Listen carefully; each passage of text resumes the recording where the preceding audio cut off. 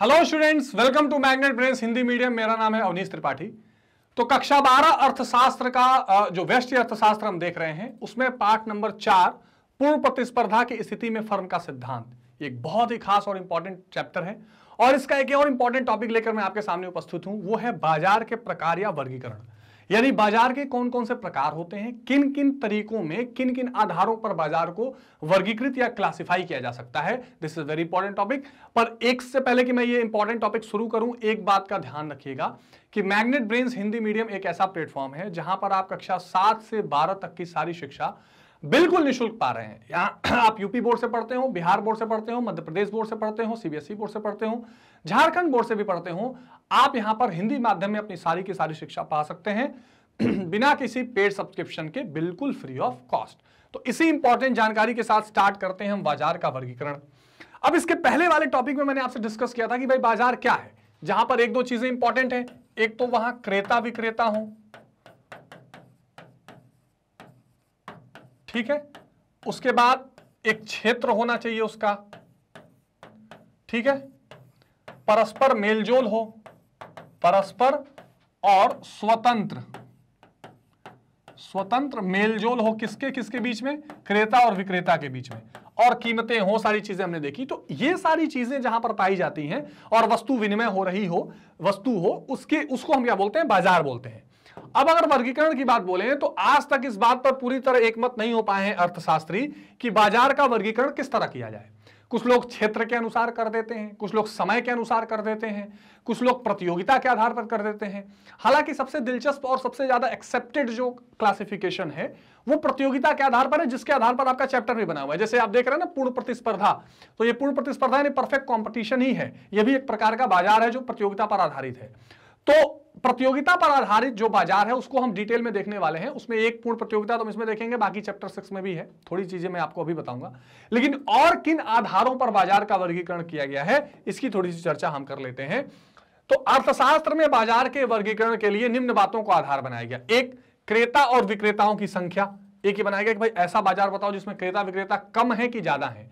जैसे पूर्ण प्रतियोगिता और एकाधिकृत में बहुत ज्यादा होते हैं, जो एकाधिकार है या अल्पाधिकार है वहां पर विक्रेता बहुत कम या एक होते हैं।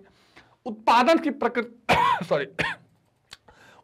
प्रकृति कैसी है, मतलब एक जैसी चीजें बनाई जा रही हैं कि अलग अलग जैसी चीजें बनाई जाती हैं, यानी वहां समरूप वस्तुएं हैं कि एक रूप वस्तुएं हैं। कीमत निर्धारण उस बाजार में कैसे हो रहा है। तो ये तीनों चीजें खैर हम अलग अलग बाजारों में सब में फिट कर सकते हैं, लेकिन इन बातों का बहुत ध्यान रखा जाता है। प्रतियोगिता वाले जो बाजार होंगे उसमें मैं स्पेशली आपको उसको दिखाऊंगा। अब बाजार के वर्गीकरण में अगर मैं क्षेत्र के आधार पर वर्गीकरण करूं कि भाई क्षेत्र के आधार पर वर्गीकरण अगर करना हो तो बाजार कौन कौन से हो सकते हैं, तो एक हो सकता है स्थानीय मार्केट, जिसको हम बोलते हैं लोकल मार्केट। Local market. एक होता है प्रादेशिक मार्केट, जिसको हम बोलते हैं स्टेट मार्केट, ठीक। एक होता है राष्ट्रीय बाजार, जिसको बोलते हैं हम national market.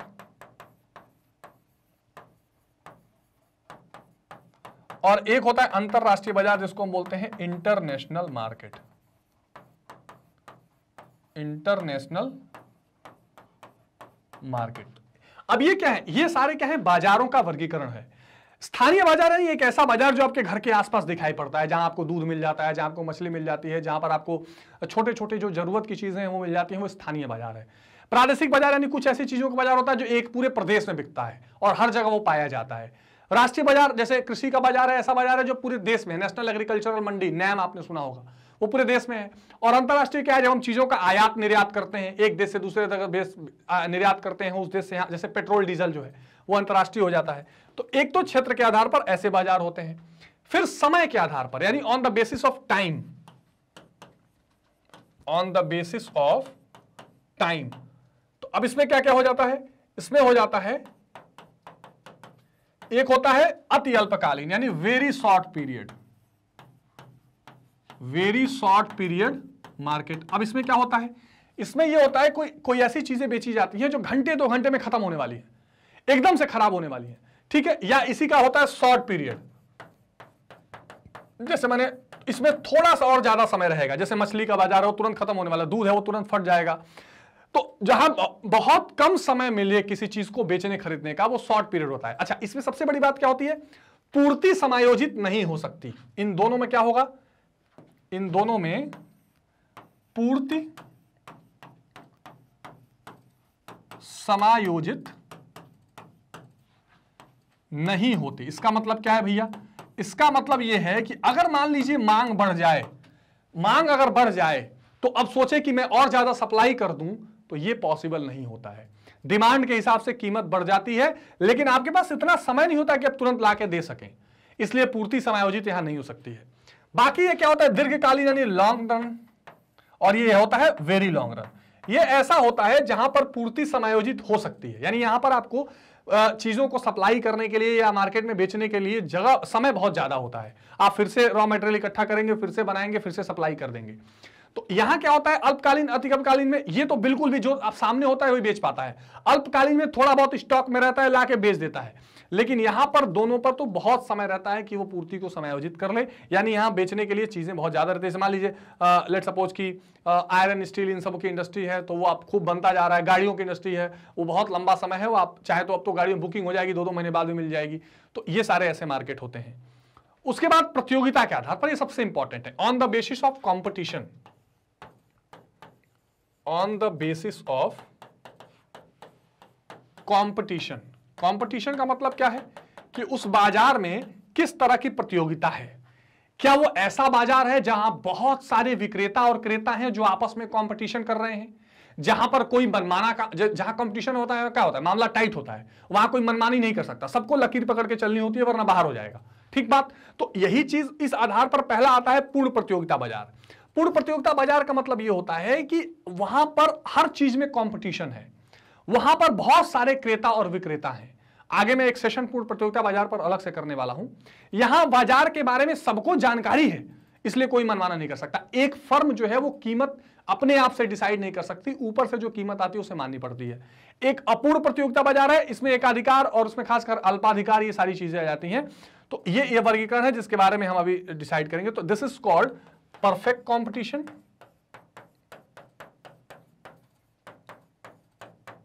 This is called perfect competition, this is called imperfect competition. ये चैप्टर नंबर 6 इसी पर बना हुआ है एनसीईआरटी का। इम्परफेक्ट कॉम्पिटिशन, ठीक है। और एकाधिकार बाजार मतलब मोनोपोली। ठीक, ये 3 तरह के प्रकार है। इसमें एक आध और जुड़ेंगे, मैं आपको समझाता हूं आगे। तो अच्छा, ये हो गया प्रतियोगिता के आधार पर। कार्य के आधार पर काम करें तो विशिष्ट बाजार, किसी एक चीज से संबंधित। मिश्रित बाजार यानी कई चीजों को मिक्स करके। नमूनों द्वारा बाजार, सैंपल्स और शोरूम। श्रेणियों के आधार पर बाजार, कई तरह के बाजार, इस तरह से भी हम डिवीजन करते हैं। बहुत इंपॉर्टेंट नहीं है, लेकिन आपको ये पता होना चाहिए कि ऐसा वर्गीकरण भी होता है। वैधानिकता करें यानी on the basis of legality, on the basis of, on the basis of legality. ठीक, तो इसमें होता है एक उचित यानी एक लीगल और एक इलीगल। जैसे आप सट्टा खेलते हैं, आप जुआ खेलें, गैम्बलिंग करें, तो ये इंडिया में अलाउड नहीं है ना, तो इलीगल मार्केट हो जाएगा। और जो चीजें लीगली हैं, बेच सकते हैं, खरीद सकते हैं, वो वैध उचित बाजार हो जाएगा। तो इस आधार पर यह किया गया है। वस्तु की प्रकृति कैसी है? क्या वो उपज बाजार है, यानी कि क्या आप जो प्रोड्यूस करते हैं, जो उगाते हैं, उससे रिलेटेड है? वो धातु या कि मिनरल्स बाजार है, या वो स्कंद बाजार है? इस आधार पर भी यह वर्गीकरण किया गया है। मात्रा के आधार पर एक बोलते हैं फुटकर बाजार, जिसको आप बोलते हैं रिटेल मार्केट। जो इंपॉर्टेंट है मैं अलग से आपको बता रहा हूं, रिटेल। और एक होता है होलसेल। मतलब क्या होता है? जैसे आप अपने घर के बगल में जाते हैं, 10 रुपए देते हैं और एक दूध का छोटा थैली ले लेते हैं। एक एक थैली बिक रही है, एक एक पेन बिक रहा है, एक एक बिस्किट बिक रही है, तो इसको फुटकर या रिटेल मार्केट कहते हैं। होलसेल क्या होता है? कुछ जगह आप जाते हैं, बोलते हैं 1-2 नहीं मिलेगा, पूरा बंडल मिलेगा। तो जहां पर इकट्ठे चीजें मिलती हैं, जो मार्केट में दुकानदार खरीदते हैं बचाने के लिए, दुकानदार अपने जहां से खरीद के ले आते हैं, वो होलसेल मार्केट है। तो इस आधार पर भी बाजार का वर्गीकरण किया जाता है। अब अगर मैं प्रतियोगिता के आधार पर बात करूं, तो प्रतियोगिता के आधार पर ये 4 तरह के मुख्य बाजार दिखाई आपको पड़ेंगे। क्या दिखाई पड़ेंगे? ये 4 तरह के मुख्य बाजार आपको दिखाई पड़ेंगे। उसमें क्या होगा? सबसे पहले आता है पूर्ण प्रतियोगिता, जिसको आप बोलते हैं परफेक्ट कंपटीशन। अब पूर्ण प्रतियोगिता का मतलब ही आप समझ रहे होंगे। पूर्ण प्रतियोगिता के आगे मैं एक अलग सेशन भी करूंगा, जहां पर हर चीज में एक कंपटीशन दिखाई पड़े, जहां पर हर चीज में इतने ज्यादा क्रेता और विक्रेता हों कि लोग एक दूसरे से कंपटीशन करने को तैयार हों। और जब कंपटीशन होता है तो क्या होता है? कोई एक आदमी लाभ नहीं कमा पाता, सबको बराबर लाभ मिलेगा। कोई एक आदमी चाहे कि मैं किसी भी चीज को मनमाने प्राइस पर बेचूं, मनमाने कीमत पर बेचूं या कीमत को प्रभावित कर दूं, या कोई विक्रेता चाहे कि मैं बहुत सस्ता खरीद लूं, तो यह संभव नहीं है। तो परफेक्ट कंपटीशन में कुछ चीजें क्या होती हैं, जैसे पूर्ण प्रतियोगिता की अगर मैं बात करूं तो यहां पर एक आध बहुत कॉमन चीजें होती हैं। अगर मैं पूर्ण प्रतियोगिता की बात करूं तो एक तो होता है अधिक क्रेता विक्रेता, ठीक। इसके अलावा क्या होता है, बाजार का ज्ञान। सबको क्या होगा, बाजार के बारे में बहुत ज्यादा पता होगा, यानी न तो क्रेता विक्रेता को उल्लू बना सकता है, न विक्रेता क्रेता को मूर्ख बना सकता है, ठीक। सबको ज्ञान होता है, इग्नोरेंस नहीं होता है। तीसरा, जब खूब कंपटीशन होगा तो जाहिर सी बात है कीमत क्या होगी, समान होगी, हमेशा समान कीमत रहती है, यूनिफॉर्म प्राइस रहता है। इसीलिए इसमें जो वक्र होता है और मांग वक्र जो होता है पूर्ण प्रतियोगिता में, वो ऐसा होता है, P = AR = MR, है ना, ऐसा दिखाई पड़ता है। तो ये बहुत इसकी अनोखी विशेषता है। इसके अलावा कोई भी इस बाजार में आ सकता है, कोई भी बाहर जा सकता है। तो स्वतंत्र प्रवेश एवं निकास, प्रवेश एवं निकास, तो ये भी चीज यहां पर देखी जाती है, ये भी बहुत इंपॉर्टेंट है, स्वतंत्र प्रवेश एवं निकास, ठीक है, ये भी एक इंपॉर्टेंट चीज है। तो अधिक क्रेता विक्रेता, बाजार का ज्ञान, समान कीमत, स्वतंत्र प्रवेश निकास, ये सारी चीजें पूर्ण प्रतियोगिता में। अच्छा, ये कीमत स्वीकारक होता है, मतलब ऊपर से जो कीमत बन के आ गई एमआरपी लिख के, वही चीज पर इसको बेचना पड़ेगा। ये अपने मन से कीमत नहीं लगा सकता, वरना क्या हो जाएगा, वरना फिर वहां पर कोई खरीदने नहीं आएगा, दूसरे दुकानदार के पास चला जाएगा। तो ये सारी चीजें पूर्ण प्रतियोगिता में दिखाई पड़ती हैं। हमारे चैप्टर में ये सबसे इंपॉर्टेंट है, इसकी चर्चा हम करेंगे। फिर आएगा एकाधिकार। एकाधिकार मतलब एक का अधिकार, यानी यहां पर केवल एक विक्रेता होगा, और जब एक विक्रेता होगा तो जाहिर सी बात है यहां पर क्या देखने को मिलेगा, यहां पर देखने को मिलेगा कीमत विभेद, ठीक है। कीमत विभेद मतलब मान लीजिए आप मार्केट में अकेले बेचने वाले अगर हो, प्राइस डिस्क्रिमिनेशन कहते हैं, तो आप जिससे जो मर्जी चाहे प्राइस ले लें, किसी और के पास कोई जा ही नहीं सकता है। और ये कीमत बनाने वाला होता है, कीमत निर्धारक होता है, कीमत स्वीकारक नहीं होता है। और ये इसके एकाधिकार होने के कई कारण होते हैं। जैसे मान लीजिए हो सकता है कानूनी रूप से सरकार बोले कि ये कोई चीज है वो उसे एक ही आदमी बेचेगा। मान लीजिए शराब के ठेके हैं, जिसको लाइसेंस मिलेगा वही बेचेगा। या प्राकृतिक कारण हो सकते हैं, जैसे जम्मू कश्मीर का इलाका है या हिमाचल का इलाका है, बस वहीं सेव होगा, कहीं होगा ही नहीं, तो सेव के लिए वो इलाका एकाधिकार हो जाएगा। तो एकाधिकार मतलब मोनोपोली, मोनो मतलब बना सिंगल, पोली माने सेलर, जहां एक सेलर केवल पाया जाता हो। एकाधिकृत क्या होता है, इसमें क्या होता है, इसमें एकाधिकार और पूर्ण प्रतियोगिता दोनों के कुछ लक्षण पाए जाते हैं, इसको बोलते हैं मोनोपोलिस्टिक। फिर अल्पाधिकार, अल्पाधिकार में होता है कि यहां कुछ, न बहुत ज्यादा न एक, यहां कुछ विक्रेता होते हैं और वो कुछ विक्रेता मिलके एक समूह ऐसा बना लेते हैं कि दूसरे नए विक्रेता आ ही नहीं पाते मार्केट में, और वो अपने हिसाब से कीमतों को तय करते हैं। और इसमें भारी निवेश की जरूरत होती है, मार्केट बनाने की जरूरत होती है, इसलिए नए लोग इसमें आ नहीं पाते। जैसे कोल्ड ड्रिंक इंडस्ट्री देख लीजिए, पेप्सी, कोका कोला, एक आध कोई और मिल जाएगा, ज्यादा लोग इसमें एंटर ही नहीं कर पाते हैं, है ना। तो इसको बोलते हैं अल्पाधिकार या ओलिगोपोली। ये इंपरफेक्ट में आएंगे सारे, इसको हम चैप्टर 6 में भी डिटेल में डिस्कस करेंगे। पूर्ण प्रतियोगिता को थोड़ा हम इस चैप्टर में ज्यादा करेंगे। तो ये प्रतियोगिता के आधार पर बाजारों का वर्गीकरण है, जो आपको बहुत ध्यान से इस चैप्टर में समझ के चलना है। अच्छा, यहां पर कीमत हमेशा समान रहेगी, ये कीमतें थोड़ी डाउन होती रहेंगी। ये सोचेंगे कि मैं ज्यादा बेचने के लिए थोड़ी कीमत घटाता रहूं, इसलिए इस वाले का तो ग्राफ मैंने आपको दिखा दिया, ऐसा ग्राफ बनेगा। लेकिन ये एकाधिकृत और एकाधिकार वाले में हमेशा जो एमआर और एआर कर्व है वो ऐसा रहेगा। तो ये एआर है और ये एमआर कर्व है, ऐसा आपको नीचे, क्योंकि वो ज्यादा बेचने के लिए कीमत घटाएंगे तो एआर एमआर कर्व नीचे की तरफ दिखाई पड़ता है, ठीक बात है। अर्थशास्त्र में प्रतियोगिता से आशय वस्तुओं के क्रेताओं और विक्रेताओं द्वारा स्वयं के लाभ को अधिकतम करने के उद्देश्य से विभिन्न प्रयासों से है। प्रतियोगिता का मतलब क्या है, विक्रेता भी चाहता है वो ज्यादा लाभ कमाए, क्रेता भी चाहता है वो ज्यादा संतुष्टि कमाए, तो इसके लिए जो प्रयास करते हैं या कर सकते हैं, ये चीजें ही प्रतियोगिता कही जाती हैं। तो किसी किसी बाजार में बहुत ज्यादा है, जैसे पूर्ण प्रतियोगिता बाजार, और किसी किसी बाजार में ये बहुत कम देखने को मिलता है। तो ये मैंने आपको बताया ही है कि इसके मध्य जो प्रतियोगिता होती है उसके वजह से एक पूर्ण प्रतियोगिता बाजार आता है, एक एकाधिकार आता है, एकाधिकृत और अल्पाधिकार, एक द्वैधाधिकार आता है जिसमें केवल दो ही होते हैं। तो इस तरह से इन बाजारों का वर्गीकरण किया गया है। जब हम अगला सेशन जब देखेंगे तो उस सेशन में हम बेसिकली पूर्ण प्रतियोगिता बाजार को डिटेल में समझेंगे, उनकी विशेषताओं की चर्चा करेंगे और देखेंगे कि कैसे उनका फिर डिमांड कर्व बनता है और वो कितना इंपॉर्टेंट है।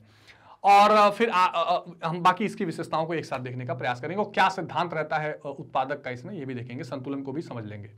तो आई होप कि ये छोटा सा वर्गीकरण वाला पॉइंट आपको समझ में आया होगा। इसमें कोई डाउट, समस्या, परेशानी हो तो आप कमेंट बॉक्स में अभी बता दीजिएगा। एक बात का और ध्यान रखिएगा कि मैग्नेट ब्रेन्स हिंदी मीडियम एक ऐसा प्लेटफॉर्म है जहां पर आप घर बैठे कक्षा 7 से 12 तक की सारी शिक्षा निःशुल्क पा सकते हैं, वो तो अपनी जगह है। लेकिन जो मैग्नेट ब्रेन्स की पूरे प्लेटफॉर्म है, जैसे मैग्नेट ब्रेन्स की वेबसाइट, मैग्नेट ब्रेन्स का एप्लीकेशन और मैग्नेट ब्रेन्स का यूट्यूब प्लेटफॉर्म, वहां से आप CBSE English medium, NTSC, olympiad, CUET, UP board, Bihar board, CBSE Hindi medium, ये सब एक साथ क्रमबद्ध तरीके से पढ़ सकते हैं बिना कहीं भटके हुए। और यहां भी आपको कोई पेड सब्सक्रिप्शन नहीं लेना है। इसी वीडियो के डिस्क्रिप्शन बॉक्स में बुक्स और ई बुक्स की भी लिंक दी हुई है जहां से आप इजीली पढ़ सकते हैं। नोट्स ऑर्डर करके पढ़ने की भी पूरी व्यवस्था आपको बनाई गई है। आप डिस्क्रिप्शन बॉक्स चेक करिए, आपको पता लग जाएगा। जो सोशल मीडिया हैंडल्स है मैग्नेट ब्रेन्स का, ट्विटर, टेलीग्राम, इंस्टाग्राम, फेसबुक, इनको भी आप फॉलो करते रहिए ताकि सारी जानकारियां आप तक पहुंचती रहें। किसी तरह का कोई डाउट हो, कोई समस्या हो, कोई परेशानी हो, तुरंत बताइएगा। मिलते हैं अगली वीडियो में एक नए कंसेप्ट के साथ। तब तक अपना बहुत ध्यान रखिए। Take care, bye bye.